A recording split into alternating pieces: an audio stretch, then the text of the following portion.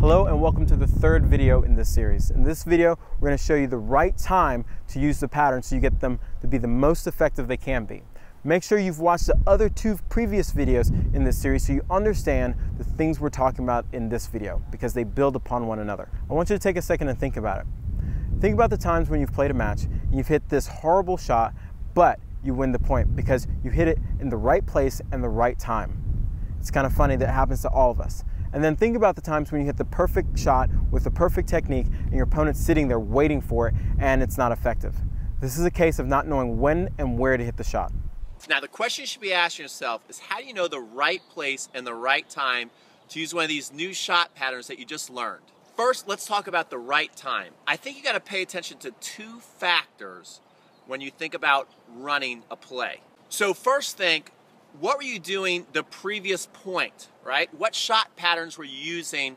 Because your opponent is trying to predict, trying to figure out what plays you're going to run so they can limit the amount of points that you're going to win off that play. The second factor that I think is so important is momentum. And I think of momentum as how much confidence the player has. Now, what momentum does to a player is it usually has them play slightly above their normal level. So you can imagine when someone has a lot of momentum, a lot of confidence when they're playing, they tend to come up with shots that seem out of their normal level. Just in opposite, when a player doesn't have a lot of momentum, a lot of confidence, they play slightly below their level. If you understand these two factors, then you're ahead of the game. Let me give you an example. Let's say you're playing your opponent and they've been hurting you repeatedly over and over with their forehand. Now, this causes them to think about you in a different way. Now, if you know this, you can take advantage of this. This is where you might want to use a strong side attack.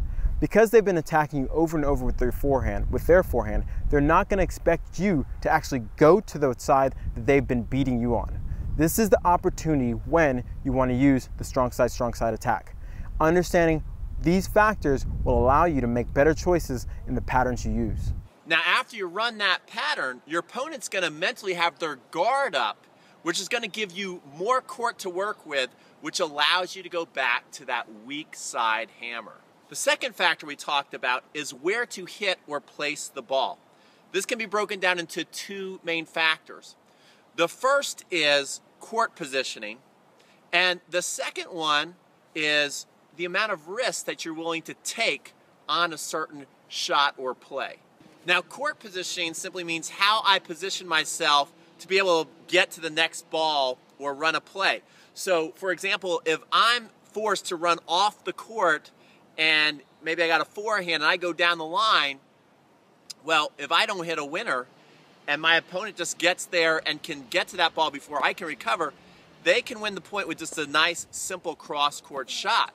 So that's a big risk I'd be taking. Ordinarily, it's probably better to just play the ball with more spin cross-court so I can get back in position to continue to play the point. Now, when it comes to risk, the key is to know how much you're going to take and the right time to take it. For example, let's say the score is 30-all in a game, but you're up 4-1. Well, you can afford to take more risks then and maybe go for a bigger shot, keep the offense going, keep your confidence going. But now let's say you're down 3-4, 30-all. Well, it's probably better to play a solid, consistent point. When it comes to taking risks, you want to think about it like fire, right?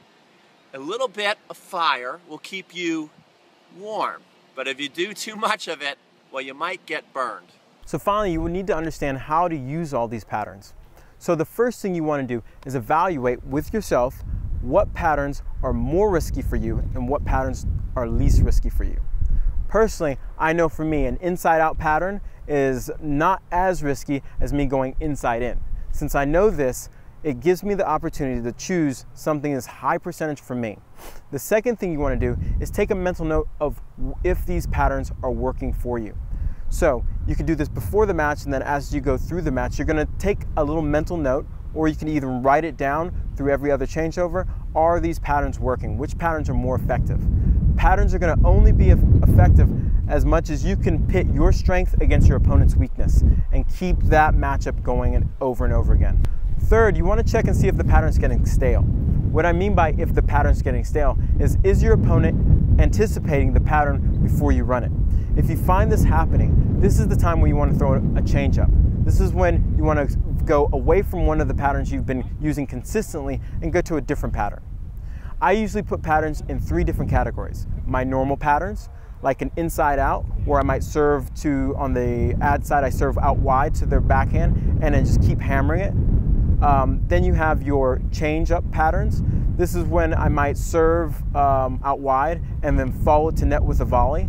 Something to throw in as a switch, is something different that I haven't done. And finally, I have my big point patterns. An example of this might be serving out wide to their strength and then going inside out to their weakness. The reason I might use this on a big point is because I'm opening the court up to their weakness and I'm making them move, which adds an added level of difficulty for them to come up with a shot.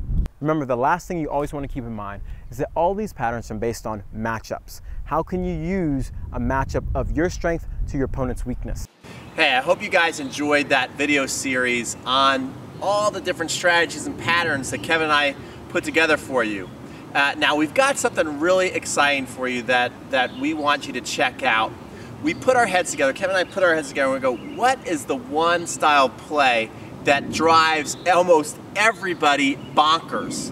And that is the challenge of beating a pusher, right? Everybody faces them at some point in their career and it can just drive you absolutely mad. So what we've done is we put together a special audio course that you can listen to, that we really put a lot of thought in this, and we take you step by step on how to dissect a pusher, their gameplay, and how you want to go through in your mindset when you're out there playing them, the different strategies you want to have, the different shots you need to master to truly just take these people out and put them in their place, right? Because once we do that, that's such a relief to get through those matches.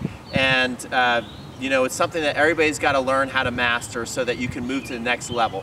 So all you got to do is click the link here and you can get access to that course, and I think you're going to love it. We can't wait for your feedback. We're super excited about it, and I know it's good stuff, and I am absolutely sure that it is going to help you get your game to another level, and so you can go on to more challenging things on the court.